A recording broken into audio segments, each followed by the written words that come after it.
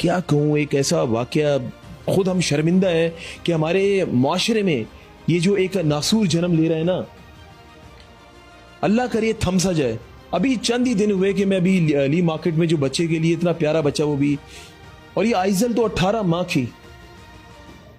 मुझे ये बताएं कि ये जो लड़का था, ये मुझे जिस तरह पता चला है कि काफ़ी महीनों से इसको चीज़ दिलवाने लेकर जाता था।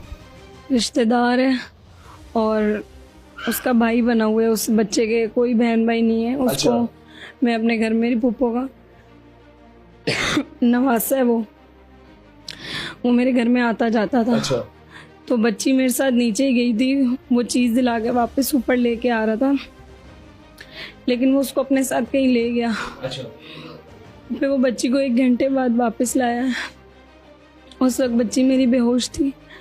वो उसका डायपर खुद ही नया लेकर चेंज कर कर मेरे पास लाया है, इसलिए मुझे कुछ पता ही नहीं था। मुझे लगा वो नींद से नडाल हो रही है क्योंकि उसके सोने का टाइम था। फिर जब मेरी बच्ची को मैंने 1.5-2 घंटे बाद देखा, उसकी हार्ट बीट नहीं आ रही थी, वो बहुत ज़्यादा बुरी हालत में थी। वो बच्चा खुद मेरे साथ उसको नीचे क्लिनिक पर लेकर गया, मेरे साथ रहा, और उसने मुझे शक भी नहीं होने दिया कि ये सारी हालत इसकी खुद की वजह से हुई है। उसके बाद मेरी बच्ची ने मेरे हाथों में दम तोड़ा है।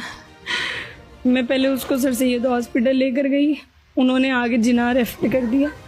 वहाँ तक जब गई, बच्ची डेड हो चुकी थी, मेरी बच्ची तब तक मर चुकी थी। उसने जो उसका हाल किया वो मैंने देखा है, वो मैंने अपनी आंखों से देखे, वो किसी ने नहीं देखा। सब ने सिर्फ उसकी तस्वीरें देखी हैं, उसकी जिस्म का हाल मैंने देखा है। उसे मेरी बच्ची बहुत छोटी थी और वो अकेला नहीं है इसमें, वो अकेला नहीं है। वो अकेला होता वो ये कब से कर लेता, मैं उसको खुद मार देती कब का।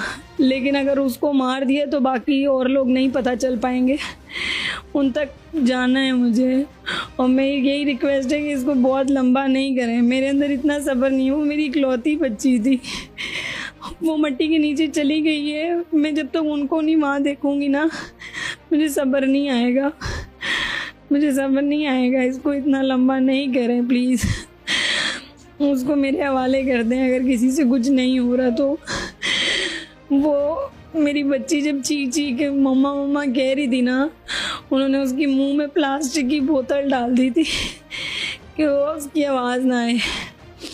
प्लीज़ उसको मेरे हवाले कर दें। मैं यही कह रही हूँ कि सब मुझे इंसाफ दें, उसको मेरे सामने लटका दें, मार दें, शायद मुझे सब्र आ जाए। और अगर कोई कुछ नहीं कर रहा ना तो उसको मेरे हवाले कर दें, मैं अपना बदला खुद ले लूँगी।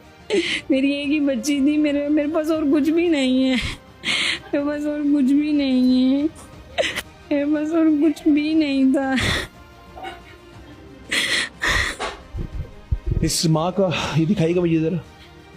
पहले फैन की मैं तो चीज लेने गई थी, वो ये शूज उसके फेवरेट थे।